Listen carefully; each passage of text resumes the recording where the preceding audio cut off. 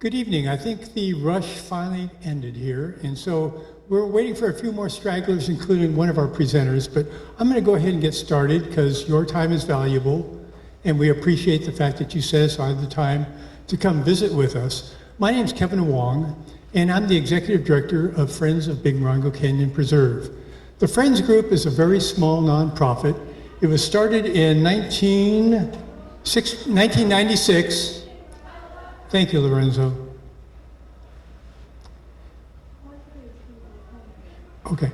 It was, yeah, he got the door. Thank you, Lorenzo. It was started in 1996, and the Friends of Big Morongo Canyon Preserve, as a nonprofit, co-manages over 31,000 acres of property with two partners, and that is Regional Parks of San Bernardino County and the Bureau of Land Management. I mentioned that the Friends Group is a small nonprofit. It's so small we only have 2 employees, myself and Ranger Kaylee. And Kaylee, right there. And since Kaylee is a student at Copper Mountain College, that makes her a part-time employee. So really, we have 1.5 full-time employees at the preserve. So how do we get all of this work done, especially after Tropical Storm Hillary? It's due to our volunteers, and we've got a great crowd of volunteers. And many of you are also associated with other nonprofits. And what I want to say is we get a lot done with just a few staff members. And literally, with the dedicated volunteers that we have, they're just passionate, they come out, they work, and they're just a lot of fun to be with. Included with the volunteers are our board members. So I'm going to introduce 4 board members that are here. Maureen McCarty in the green sweatshirt, she's our board president. Zoe Dagon standing up in the back. In front of her is Kim McClinton. And we also have Tish. Where's Tish at? Okay, Tish Miller is back there. Tish, Zoe, and Kim are all residents of Morongo Valley. Okay? And we're proud to be part of the Morongo Valley community. And I want to thank Buddy. And this is just a shout out. It's not even on my notes. Buddy is an incredible force here in Morongo Valley. He's helped take care of issues that we've had over at Big Morongo Canyon Preserve. And he ran this entire weekend event, the 2nd annual extravaganza. It was Halloween and a huge music festival. And if you didn't get to take part in that, just look forward to it next year. Because thank you, Buddy, for everything you do. I had a lot of help. I know, but still, he's a major force. I also want to introduce John Springer. John, you want to put your hand up? John is our current preserve host, computer whiz, and he has helped us develop some additional funding streams, and we'll talk about funding a little bit later. He's helped us develop some additional funding streams, including PayPal giving, and we got a substantial check in the mail today. And I called John and went, I'm at the post office, John. Thank you for pulling that off. So John is going to take a break from Big Morongo Canyon Preserve, and that is a county rule. Our preserve hosts who live in RVs can only stay for 6 months at a time, so we have to rotate him out. I'm trying to keep him relatively close so we can rotate him back in when we need him again in the summer. And he's about the only person I know that's willing to come here in the summer, whereas all of our other hosts head off to like Oregon or Washington, any place else. Well, wait a minute, Oregon and Washington have had heat waves, haven't they? So it's hard to escape the heat. Okay, a little bit of housekeeping. The bathrooms are out this door and the next 2 doors on the right-hand side of the hallway. Feel free to, if you need to use them, use them. The other is about questions. We're going to hold off on questions. If you have a question, put your hand up and either John or Kaylee will bring you a clipboard and there's a question submission form. Just write down the question and who it's addressed to. There's a little checkbox. It's really easy. To Kevin, or to the County of San Bernardino, or to BLM. And write down your question and we'll answer the questions towards the end of the event. okay? The cord is only so long and it's just not gonna make it to everybody, especially those in the back. I'm gonna skip the first presenter because she's not quite here yet, but she's on her way. So, Jihada, do you want to make the first presentation on behalf of the Bureau of Land Management? Jihada Govan is the manager of the Sand to Snow National Monument. The map to Sand to Snow is back there next to the door. And Morongo Valley and Big Morongo Canyon Preserve, if you look at it from one point of view, are the anchors of the Sand to Snow National Monument. So we're really proud to be part of this organization, well, of the Bureau of Land Management, but even more so, we're proud, just like the city of Morongo, town of Morongo Valley is proud to be part of the monument. So I'll let you take this. Thank you so much. Good evening, everyone. Thank you for inviting me out to share a little bit more about the Sand to Snow National Monument. I've been here, I actually am a Forest Service employee, have had a past stint with the Bureau of Land Management out of the Bakersfield field office. I mention that because the Sand to Snow National Monument is a co-managed national monument, portion of it being on the San Bernardino National Forest, and a portion, the largest segment of it being managed by the Bureau of Land Management.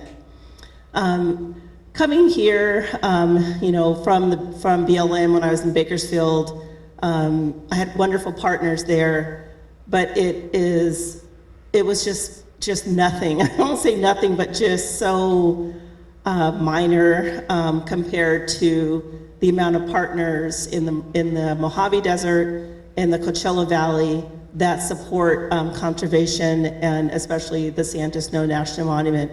I mean, the concept for Sand to Snow is a concept of a preserved lands starting from the desert floor up to the highest peaks in Southern California, of which we're lucky to live within the shadow, that being Mount San Gregorio, which is 11,500 feet. And no, I have not hiked that yet. I had someone ask me, like, when are you gonna do that? When I get knee surgery, maybe I'll make that happen. But it's an amazing landscape. It has a wonderful beginning.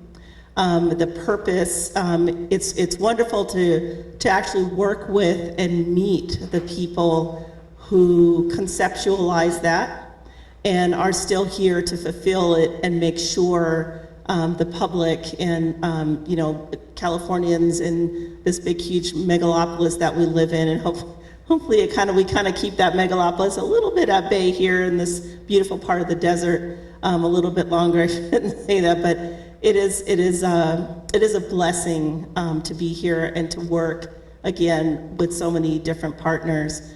I've came on after an actual agreement and more of a official partnership between the Friends of Big Morongo Canyon Preserve had already been established, and we have another friends group on the forest side of things, an official friends group who also work under an official agreement, and that's the San Gregorio Wilderness Association. They're another amazing group. They do the majority of the work that they do is within the San Gregorio Wilderness trail patrol, trail work, and it's really, when coming here, I was really happy to have that support already in place, and I look forward to kind of getting things back on track and just strengthening that relationship as best as possible. I won't continue to go on with the partnerships because I could go on forever, but I am very grateful for that.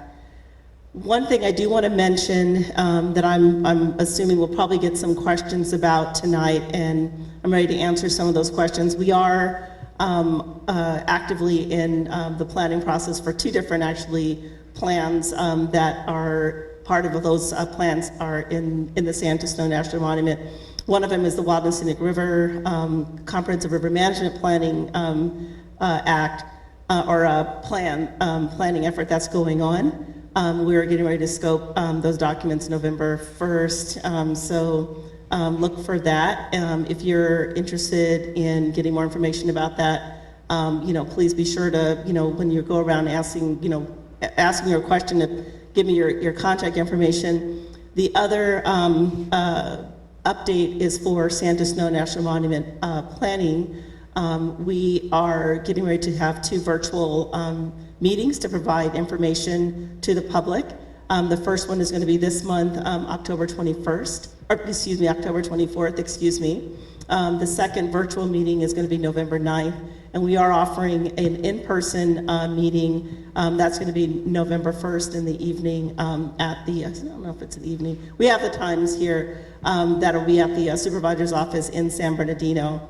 The virtual meetings are great. You can be home and have your snacks, but if you are working in the San Bernardino area, please feel free to stop by.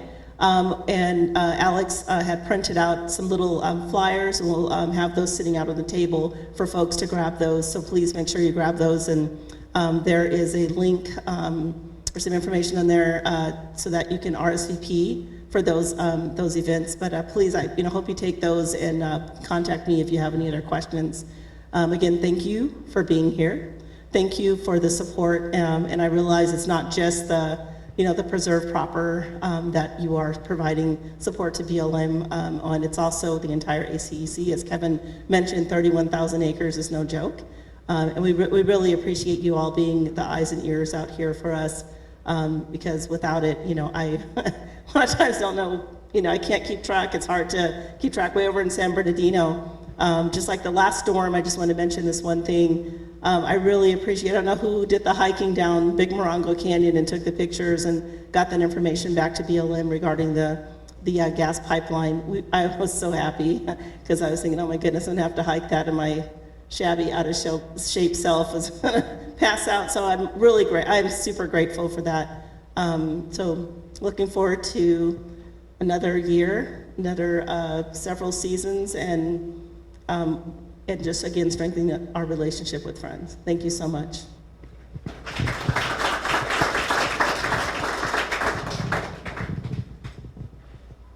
Jihadi just mentioned, after the storm, Andy here went down with a friend and hiked the entire canyon trail, which goes from Big Morongo Canyon Preserve down to Desert Hot Springs. And they came back and they reported that a section of, or more than one section of the gas pipeline, there's a natural gas pipeline that runs through that trail, and they mentioned that the gas pipeline was exposed. And I believe it was originally buried under 6 feet down. And so the rushing water from Tropical Storm Hillary just took all the dirt away, exposed it. So we didn't have good latitudes and longitudes to report, so we had another team go down a little bit later. Actually, it was a team of 2. One stayed back. He provided the GPS reader so that Lynn, she's an incredible volunteer, she went down by herself and she took pictures and she had the waypoints, and then John put it together on a really detailed map so that we could turn it into our partners. And we also turned it into the Southern California Gas Company, because they had come up monitoring it, and they didn't even know that there was more than one spot that was exposed. So, we are the eyes and the ears for all of this land. Kim goes out every day to go walking and reports back on the conditions of the trails, and I'll talk about Modelo Man later. But, we have a lot of challenges, and we're going to share those with you. But at this point in time, we're going to turn it over to Beata Davis, who is the Director of Regional Parks of the County of San Bernardino, and it's perfect timing. So come on up.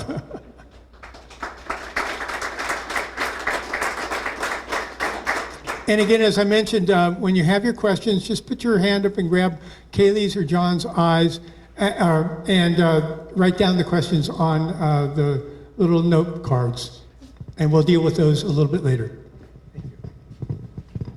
So I apologize for being a little bit late, but there seemed to be a little bit of traffic on my way here from the office. But I'm always happy to come to meetings here because it's 15 minutes from my house. So, so it's always nice. So I think the main thing, I see a lot of familiar faces, so I don't feel like I have to go through the whole relationship between the county and the Friends of Big Morongo, but maybe just give you an update on where we are with some of the repairs for the trails. So this is going to go through our normal, capital improvement project process. So as it happens tomorrow, myself and the project management supervisor will be walking the trails so that they can get a better idea of exactly what needs to be repaired and actually give us some quotes. We've already submitted the needed repairs for the roads and the trails to FEMA so that we will hopefully get reimbursed for those repairs, and that's a longer process that should not take away from the repairs getting done. So the first step is for them to walk the trails with me tomorrow so that we'll have a good idea of how much it would cost and that it'll become a capital improvement project. DPW has already been on site, so I'm just waiting for their updated quotes for how much it's going to cost to not only repair the road, but also to do some repairs to the parking lot as well. So I think that was the update that you needed from me. Perfect. All right. Thank you, Beata. So that gets us to the challenges component. Challenges to the preserve. The first challenge that we have are the dogs. Everybody wants to bring their dog to Big Morongo Canyon Preserve, and everybody has the same line after I say, I'm sorry, there's plenty of signs that say no dogs allowed. Well, my dog is a service dog, and you cannot deny me because I have a right under a federal law. Okay? There are exceptions to those rules. And so I'm just going to share with you the exception that I know about so that we all understand why we don't allow dogs at Big Morongo Canyon Preserve. This comes from the ADA.gov website. ADA stands for Americans with Disability Act. And the headline here is where service animals are allowed. Under the ADA, state and local governments, businesses, and nonprofit organizations that serve the public generally, and let's underline that word generally must allow service animals to accompany people with disabilities in all areas of the facility where the public is allowed to go. Here are the exceptions. For example, in a hospital, it would usually be inappropriate to exclude a service animal from areas such as patient rooms, clinics, cafeterias, or examination rooms. However, it may be appropriate to exclude a service animal from operating rooms or burn units where animal presence may compromise a sterile environment. So there are exceptions to the ADA rule. Everybody wants to jump up and down and say, I have a right. But there are exceptions, and we have it in writing. Now, we talk to everybody as cautiously and carefully as possible because we don't want to feel that we're excluding them, but we have the ability to say, dogs will mark their territory with their urine. The urine will then discourage the animals that habitat the preserve from coming to their watering holes or where they rest, such as the bighorn sheep or the mule deer or the raccoons or any of the animals that dogs have a tendency to see as prey.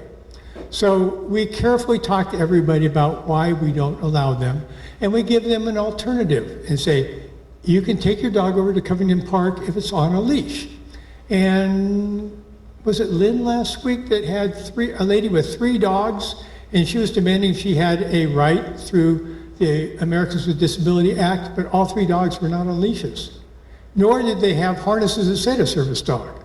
So everybody uses the same excuse, but we do not allow dogs in the preserve, and people sneak them in their backpacks. It happens all the time, but dogs are one of our biggest issues because it affects the wildlife. Our mission statement for Friends of Big Morongo Canyon Preserve is to protect the fauna and the flora of the preserve, which includes the wildlife. Second to that is the visitor experience. So we do the best we can and be very gentle because some people do have service animals and they do want to go walking with their service animal, but we don't allow it at Big Morongo Canyon Preserve. Okay, that's it for dogs. Let's get on to the next one. Bicycles. We don't allow bicycle riding on the trails or on the boardwalk. And every summer we have a bunch of young men who race around on their bicycles, and we track them down and we tell them. And one of them said, well, my dad said that if we could come here after hours and ride all we want.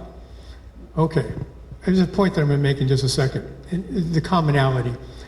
So we'd have a talk with them. We had a single person race down the boardwalk one day on a gasoline-powered bicycle, and a family of 3, parents and a young child, had to dodge out of the way on a curve because that person didn't see the people ahead of them, and they heard them, but they didn't expect to see them.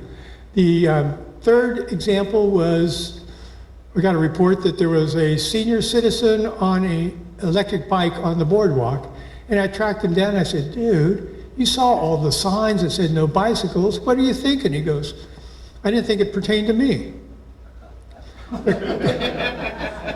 The commonality is they were all adults. And it's the adults, the kids are learning from the adults. So we got to get the adults to start thinking better. Okay. Another challenge that we have is trash and graffiti. We've got a great graffiti picture right here. Who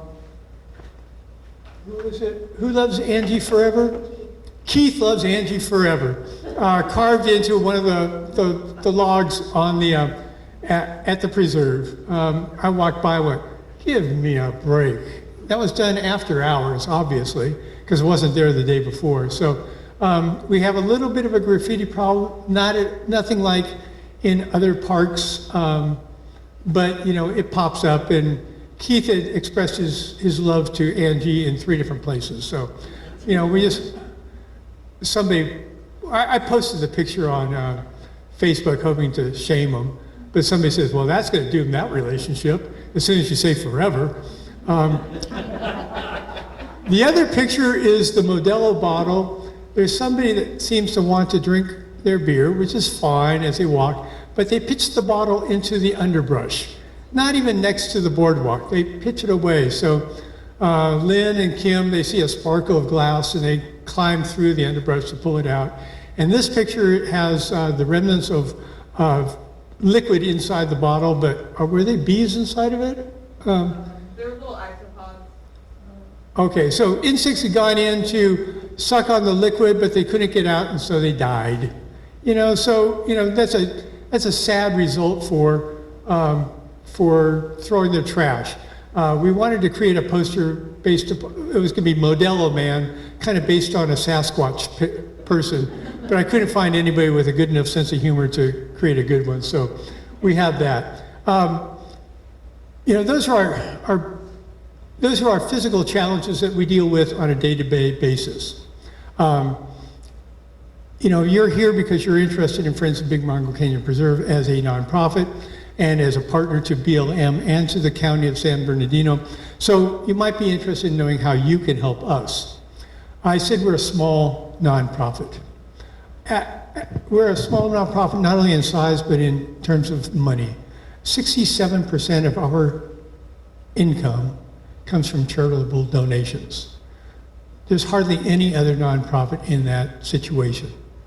We get the majority of our money that we operate on, that we use for educational programs and for getting buses to bring kids to the schools here, for all the trail maps, for you know, just a lot. It comes out of what people donate to us, and we had an incredible outpouring of love and financial contributions after Hurricane Hillary.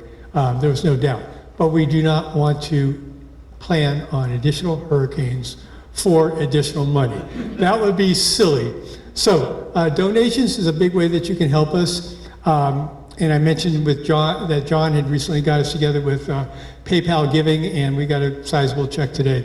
You might not know that we have a recycling program. So if you have single-use water bottles and or aluminum cans and some glass bottles, wine bottles don't count. Some glass bottles can be recycled. We do a recycle run to Yucca Valley, and we get $100 per month. Doesn't sound like a lot, but that's $1,200 in a year. That's still not a lot, but we utilize every cent that we have very, very, very well. Okay. The other way that you can help us is by volunteering. Become one of our team members. And so let me tell you about those teams. And there is a signboard there about the volunteering. I mentioned that we have 65 very passionate, very dedicated volunteers. They are just remarkable people. 1, 2, 3, 4, 5, 6, 7, 8, 9. I think we've got 10 here already. The first group that and this is not in any order, are the education docents who lead the school trips. We actually have schools that bring people out for field trips. You remember those. Well, they got cut out for quite a number of years where schools weren't allowing kids to get out of the classrooms. And now they're coming out here, and we have a small fund for paying the school for the buses to get them here, which is one of the big obstacles for getting them out of doors. Getting them out of doors and having a good time. So we provide school programs for the Morongo Unified School District, the 29 Palms Recreation Department, the Desert Hot Springs Recreation Department, and the Morongo Tribal School. And on Saturday, we had a solar eclipse viewing event. And a young woman and her son came, and they didn't sign up, and it was fine, just have fun. And Kaylee got to talking to him after a while and found out that this woman is a recreation supervisor for Palm Springs Recreation Department. So today we've been blasting emails back and forth. How can we partner? How can you bring your kids on up? We'll just show them all around Big Morongo Canyon Preserve and give them an educational activity that meets school curriculums. And that's what our education team does. They meet school curriculums with our outdoor education. We have weekly bird walks, and if you don't know, Big Morongo Canyon Preserve is a highly noted birding location. Birders, especially during snowbird season, all the people from Minnesota and Wisconsin and Canada who come to Palm Springs for the winter, they come up here to go birding because they'll see birds that they don't see at home. And so the preserve is designated as one of the United States important bird areas by the American Bird Conservancy, the American Bird Association, and National Geographic's Guide to Bird Watching Sites. So we have a lot of people that come just for the birds. Bird brains, maybe? Okay. We have another group of volunteers. They manage our native plant and pollinator gardens at the Education Center, which showcases our many plants. And we have a pollinator garden just so that we have plants that produce flowers for butterflies. And so we have a lot of butterflies that come down to that area there. And all the plants are identified, and there's little walkways, and every week they get out there and they weed.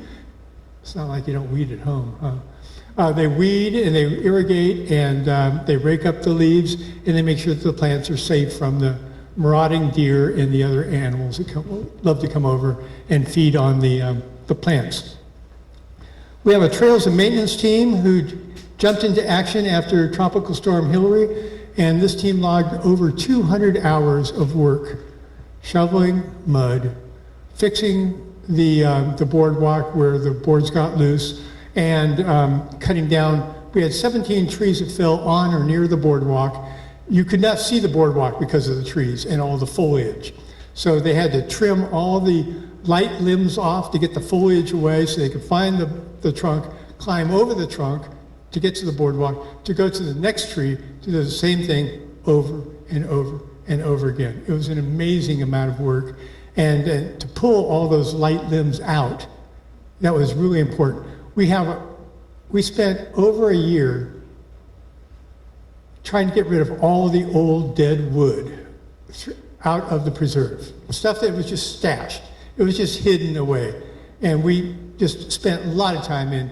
Jihadists and BLM provided us with big roll-off dumpsters so we could get this wood off the property because wildfire season is year-round here. So we have to protect Morongo Valley and the preserve from wildfire. So now we're back to having all this wood again, and we still have to now get it out again. So in a year, we had a great achievement, and then boom, the wood's back. We'll do it. We're not worried. Well, we are worried about it, but we will get it done. Kiosk volunteers, kiosk ambassadors are volunteers who work on Friday, Saturday, and Sunday mornings to provide information for a great visitor experience.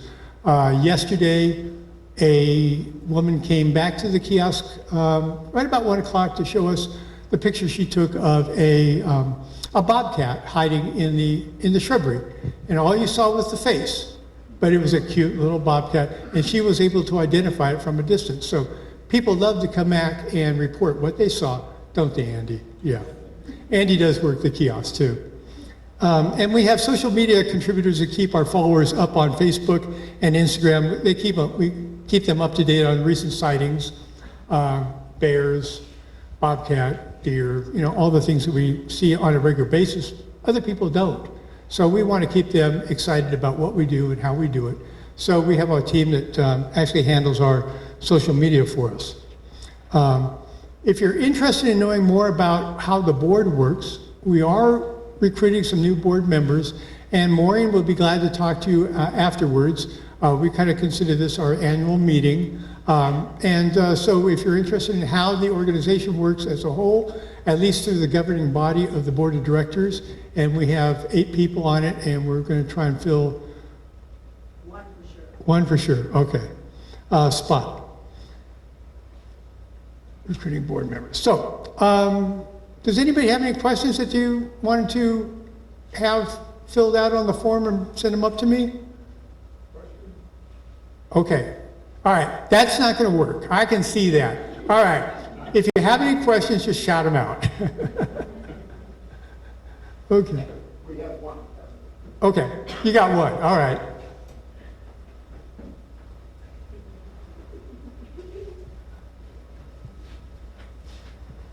Oh, damn. This is directed to Friends of Big Morongo Canyon Preserve, to County of San Bernardino, and to Bureau of Land Management.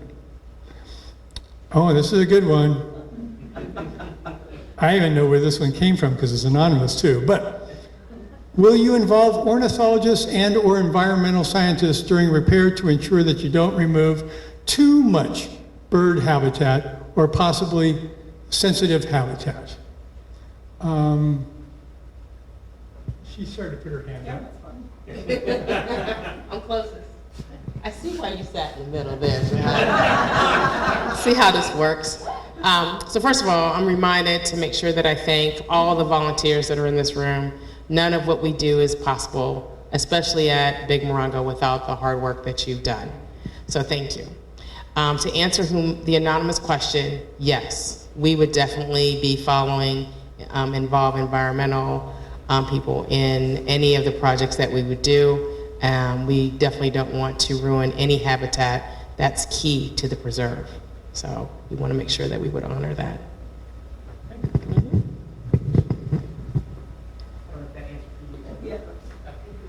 Lorenzo. Excuse me, I have a question.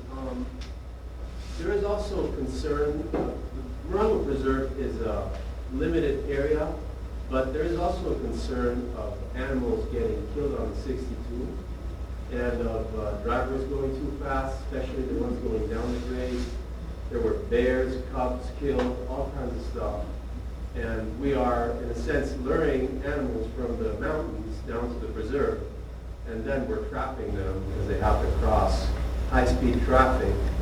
Since we have a representative of the county, I was curious to ask if we can have any kind of stoplights or maybe a futuristic wildlife bridge, or I don't know, something. Well, I'm going to jump in because that won't be fair to Beata because that's a Caltrans issue. And agreed. I do know that Nicole over Cactus Mart has been talking about this for quite some time. She's very aware that we need to have something.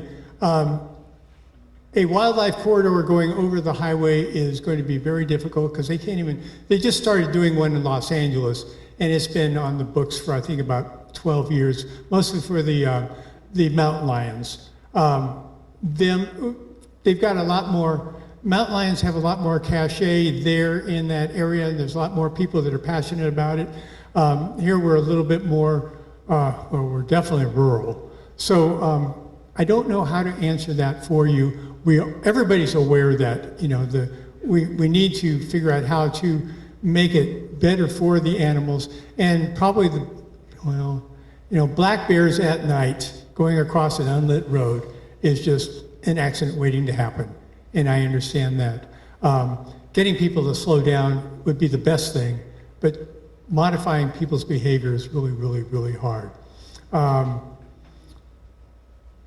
Maybe we can have another meeting where we can talk with representatives from the Caltrans. Yeah, that would be able to do that. I can also ask DPW. Okay. Also does some management. Department of Public Works? Department of Public Works. Yeah. She used an acronym, DPW, earlier, and I wanted to jump in and tell you what that was, but I knew. Okay. Hey, Kevin, I just wanted to ask, you know how when you're going south on 74, you hit a certain period part where it has signs that say wildlife corridor? Mm-hmm. It has pictures of big sheep. That might be something to at least let people know that there are wildlife. And that would be, from our point of view, an easy fix. Yeah, it's just a sign. Yeah, signage. You're right. 6. Okay. Lights, wildlife. Anybody else have any questions for me? For us? Yes. Well, still on the animal subject, I noticed that one of the volunteers had taken a picture of the injured bear with the lame leg that Nicole thought was killed by a car, but looks like it survived. It might be a different bear because somebody said it was a left leg on that one, and this one was a right leg. Oh, really? Yeah. But, okay, that's Is just, there anyone that, are there any like large animal vets that check on them now, or are they just on their own? well, all we can really do is call U.S. Fish and Wildlife Service, and they will not do anything until we can identify where the animal is. We saw it once. We never saw it again, just once. So calling it out once, they're going to go, get pictures, prove to us that we can find the animal, because they're not going to come out and just wait for a week and then turn around and drive away. And then 2 years ago, we had a bear that visited the preserve for quite a while, and Fish and Wildlife Service said, leave it alone. If it's not bothering anybody, let the animal be. And that was the one that was originally injured. So they were saying, you know, just let it be. I know this is hard to say, but this is nature. And I wanted to kind of offer folks kind of an explanation of maybe an agency to contact when there's certain species as opposed to other species. So black bear, deer, things like that will fall under the jurisdiction of California Department of Fish and Wildlife Service. Yet if it's a bird of prey, an eagle or things like that, an endangered species, that is the United States Fish and Wildlife Service. So it's just to let you know. We'll call you when we want it, when we want that clarification. So I really wanted to end this at 1 hour, and I think we're doing really good at it because, again, your time is valuable, and we're not here to waste it. Did you have a question? I have one question. Okay. Yeah, you talked previously about funding for the preserve. I was wondering if any funds could be allocated for repairing the approach road to the parking area. And you see in the future that there may be parking fees or entrance fees. Okay, Reserve. the approach road, you're meaning from the gate? From east. Oh, from east, yeah. That's part of Beata's discussion of repairing the entire road and the parking lot. Yeah. The other part of that question, do you want to address it? Not at this time. I think Okay. I mean, right now, it will continue as is. Okay. So you don't see fees for entrance in the future? I didn't say that. I said right now. There's a possibility it may happen. Okay, the question, I'm gonna put my spin on this. The question was, will there be fees to get into Big Morongo Canyon Preserve? It's been free for a long, long, long time. Where can you find so much beauty and so much peace in such a natural place and not pay for it. It just doesn't exist, really. There's going to be fees somehow, somewhere, at some time. So, you know, when I took this job a year ago, I just went, damn, it's free? The locals love it, but the locals, you know, they take advantage of it. I see it as a double-edged sword. You know, we need funding, and it could come from entry fees, but by the same token, we love the fact that it's free. So again, there's not a lot in life that's so beautiful that doesn't have a cost to it. So just accept that, okay? Was that a good spin, by the way? I've been working on that for a while, but okay. So I'm going to go back to the beauty and the nature. Kaylee and I and all the volunteers, we all walk the preserve. And one commonality, and I'm sorry to use that word twice in this talk, is we see other people, the other visitors, and on the approach as we pass them, as we're walking, and we all smile and say hello. And they return it with a smile and say hello. There's other parks that we go hiking at where we barely get a nod, where people are just in their own space and they don't want to share. But here at Big Morongo, there's a certain amount of, well, Kaylee and I call it our happy place. People go there to be happy. They enjoy walking. They enjoy immersing themselves in the deep shade. They enjoy seeing the animals. They enjoy getting their exercise. And with their exercise, it improves their health. I think everybody subconsciously understands that, and that's one of the reasons why they go to this preserve and enjoy themselves. So when we're out and about and we see people just, the lady who came back went, you got to see my picture of my bobcat. You know, she was just excited. And another excitement, which when I first started, I went, I collect the money out of the donation box at the end of every month, and I go, what are all these coins doing in here? You know, can't people buck up and give more than what's the chump change in their pocket? Until I saw a man pick his child up with a handful of coins and insert them in, and Dad was teaching the child how to give back, pay it forward. And I went, okay, I'll take your coins. I'm no longer complaining. So, you know, it's a wonderful place, and we all love the place. And I think that's why you're here too, is because you love the place as well. So in closing, I wanted to say, giving is an act of love. And each of us can make an impact with our money and our time. So if you want to donate with us, help us do fundraisers, or come and, you know, work as a volunteer, we will have a public lands day a week from Saturday. Beata's going to be part of that. We're going to be pulling invasive species, because the rains have made a lot of the Sahara mustard pop up, and we have a number of other plants that have popped up as well. We thought we were done with that after spring, but they're back. And also we're going to be hauling out some of that timber that we bucked up into smaller pieces so we can get them out. So we're going to be having from 8 o'clock to 1 p.m., we're going to be having a public lands day. Just come on out and you know, help us. And that's what I mean by volunteering. Just come on out and help us. So I hope this short meeting will encourage you to become part of our community. And our community is the community of Morongo Valley. So thank you very much. And we'll answer any questions afterwards. And Buddy, thank you for this room.